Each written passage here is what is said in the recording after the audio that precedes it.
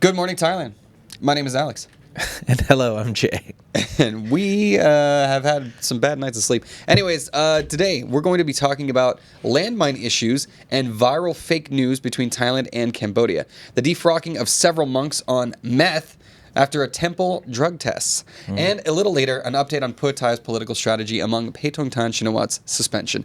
Before we dive into it, please remember to subscribe to the Thaiger to stay up to date on all things Thailand. And Jay, can you give us a quick word from our sponsor? Alex, let me tell you about Fazwaz. I don't think I would ever be able to buy a property in Thailand without checking it out on Fazwaz first.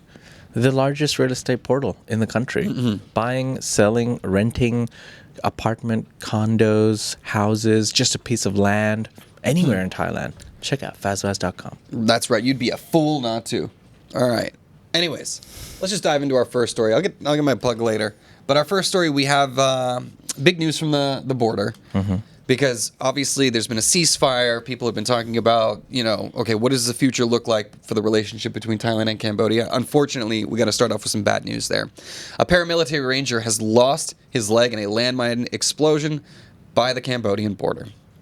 This is not a repeat of a previous story. This is another one. A Thai paramilitary ranger suffered a severe injury, losing a leg, after stepping on a landmine near the Thammuin Thom Temple complex on August 12th during a routine patrol in Surin province. The Royal Thai Army confirmed the blast occurred at about 9:10 a.m. amid rising accusations that Cambodia is still laying anti-personnel mines, violating the Ottawa Treaty.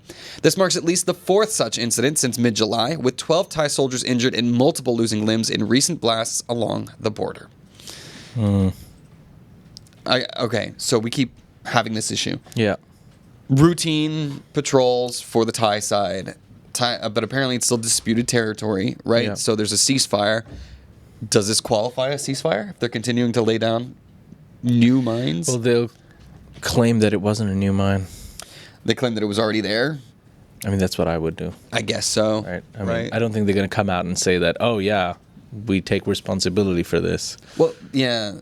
I think the question is, were these mines laid before or after the ceasefire? That Hopefully they have talked before. About? I mean... Well, hopefully not at all, but, yeah. It's tough news to hear, and it's getting difficult day by day, and yeah, I mean, every time something like this happens, you're not counting on the fact that there's going to be like public outrage as well, and people are just getting more and more mad and angrier and more frustrated, and then they want action, and then they want blood. Yeah, I also have to wonder, like, if the Thai side could be more careful in these patrols, in like, deploying. I don't know what minesweepers look like these days, but something to help these soldiers avoid the risk, because apparently it's still an ongoing issue. Well, talking about the ongoing issues, hundreds of explosives cleared along Thai-Cambodian border in 10 days. Between August the 1st and the 10th, the Thailand Mine Action Center, along with police EOD teams and military units, cleared 432 explosives devices in border provinces Buriram, Surin, Sisaket, and Ubon Ratchathani. These included BM-21 rockets, artillery shells, mortar rounds, and other ammunitions from past conflicts. Authorities continue urging residents to report suspicious findings for safe removal. So, I mean, they are going around and actively trying to get rid of these mines and possible traps, but yeah, every now and then, one slips away. Yeah, it's scary. It is good to know that some people are out there trying to solve this issue. Yeah. It kind of sucks. I mean, this has been a big issue in Southeast Asia for a very long time. The prospect of landmines being planted in areas where people could get seriously injured. We've talked about it here in Thailand. It's happened many times where people find unexploded ordnance and try to dismantle it for its copper or whatever and end up blowing themselves up. So definitely leave it to the professionals. If you find anything that is potentially dangerous, it's just much safer to not deal with it yourself. You're probably not an explosives expert. So, and some good news along the border there. Yeah. All right, on to our next story. Well, we got a lot of fake news flying still. Viral videos have stoked misinformation amid the Thai-Cambodian border tensions. A TikTok video purportedly showing nighttime gunfire near Praset Takwai went viral, triggering public outrage and diplomatic unease.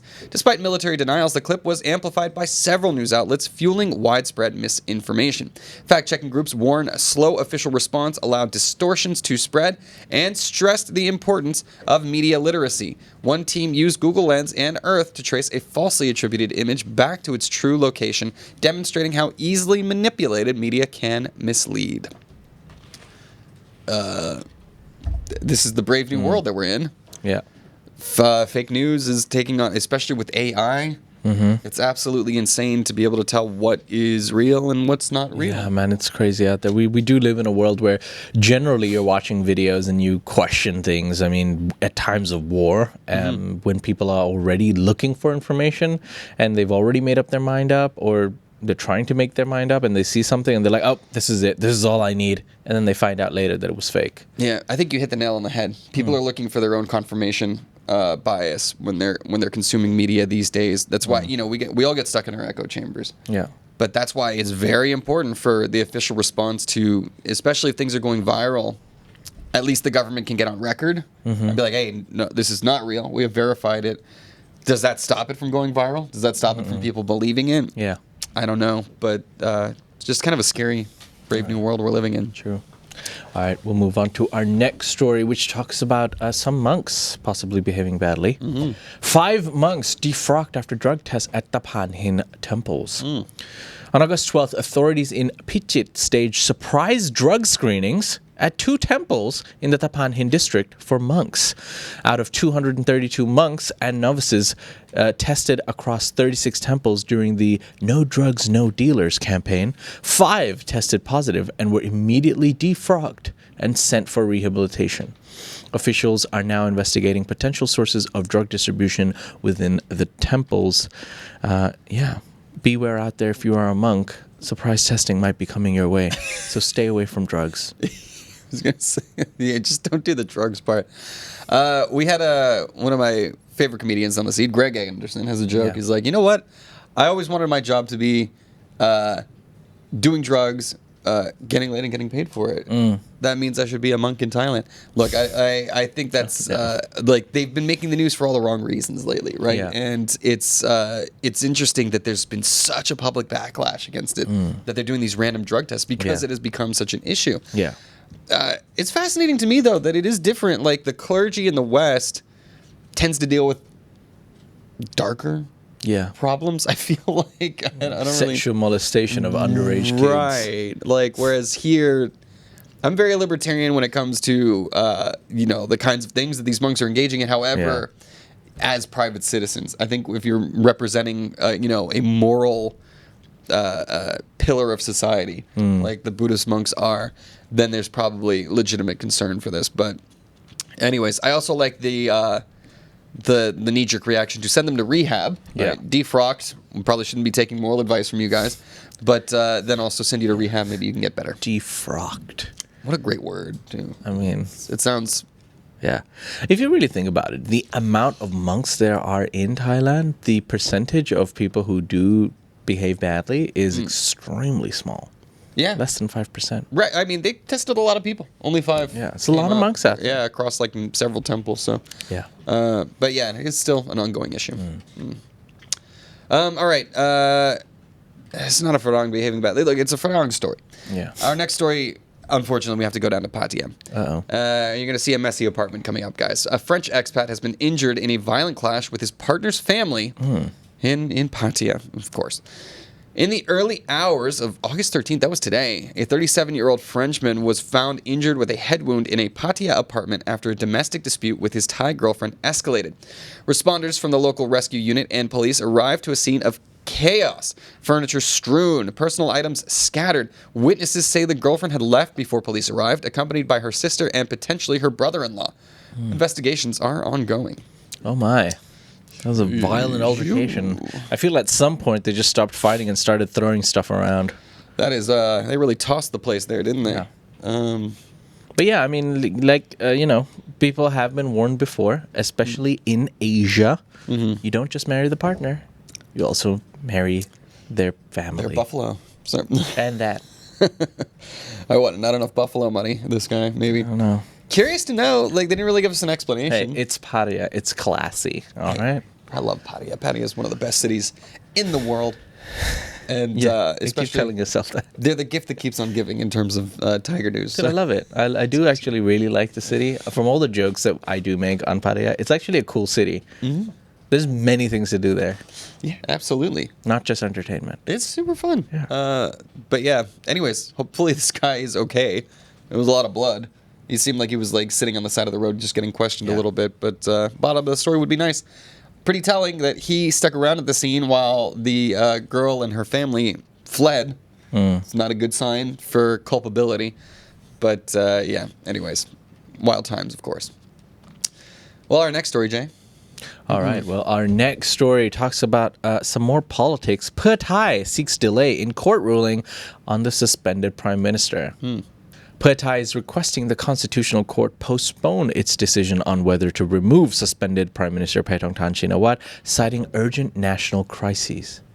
Border tensions, tariff issues, drug problems as reasons why Thailand needs a fully empowered leader rather than an acting one. They propose a 6-month delay. If the ruling eventually removes her, the party will back Chaikasem Nitisiri for Prime Minister with dissolution of parliament as a last resort. Yeah, Let's delay the decision of our suspended prime minister I don't so that we can deal with the crises. Yeah, I don't know what that means exactly. Well, look, I think they also know themselves that decisions in Thailand aren't made very fast in general. So even if they decide to get rid of the suspended prime minister, the process of the new prime minister coming in and taking power is not going to be a simple one. No, and how long will they last, too? Since we've had, I thought that Sreta, I didn't really understand why he was removed outside of the fact that the Shinawats maybe have their political dynasty to consider, and because especially Paetongtarn, she was so young and inexperienced. And then the timing of it all, particularly with the conflict with Cambodia, just all very weird, suspect and convenient, I think. So... I don't know. I mean, it's weird because Pheu Thai, this party, is still the party that's in power, but they can't seem to find stable leadership within the party.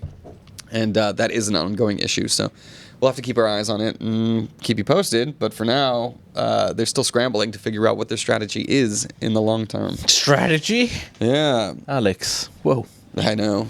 That's a tall order for Thai politics. Anyways, before we continue, we're going to go. We have some ASEAN Now stories, but before we do, we're going to hear a quick word from our sponsor. Tan, you got a video for me?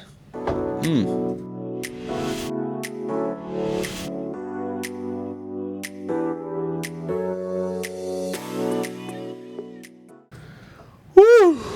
Wow, Alex. I feel so fresh after that Fazwa spray. That was so great, too. Do you have one more image for me, Tan, by the way? So I can sneak it in? What's happening now? I got a comedy show tonight here in Oslo. This guy. I can't help it. I'm sorry. Look, cost of entry is a drink. We're keeping it cheap and easy for you guys. Just you're gonna want to buy a drink if you come to a show, anyways. Doors are at 7:30. Show's at 8 p.m. It's at Whiskars, which is right behind Craft on Soy 23. Yeah. Very convenient location. I'll be there. Jay's gonna be there. I'm gonna get Jay on stage. What? He's probably not gonna do that, but definitely not. He'll be in attendance, hopefully.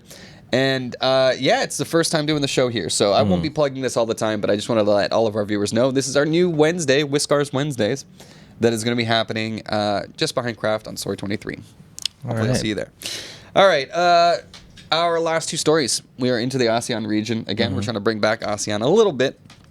Our first story, both of these stories involve China, by the way, and our first story has to do with the Philippines, who has condemned a dangerous Chinese maneuver after a coastal clash.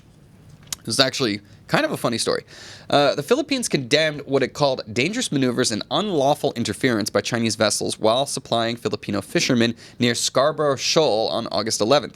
A Chinese Navy ship collided with a Coast Guard cutter during the incident, captured on video by the Philippine Coast Guard. By the way, the Chinese collided with their own ships. Like the Philippines ones came out unscathed. Manila offered medical assistance and towing support to the damaged Chinese ship. The Foreign Ministry reaffirmed its commitment to following international maritime laws. Rear Admiral Roy Trinidad warned similar confrontations may recur if China continues its aggressive tactics. Wow. Roy Trinidad, what a name. That's pretty cool, huh? Yeah, I love Filipino names. But also, I love this story because the Chinese were trying to ram them, and then the Filipinos just maneuvered out of the way, and the Chinese rammed into each other and totally smashed each other. There we go. In contested waters, which are traditionally Filipino waters. Smooth operator. Very, very funny little story, I think. And then the Filipinos were like, hey, do you guys need help? We know you tried to hurt us, but we'll help you instead. I guess, yeah. I mean, once you get somebody that good, right? You're like, all right, guys, you want to cool out a little bit? Yeah, we can all accept that we won this round. Yeah. Next time, don't try it again, but we'll help you out this time. Right. Yeah.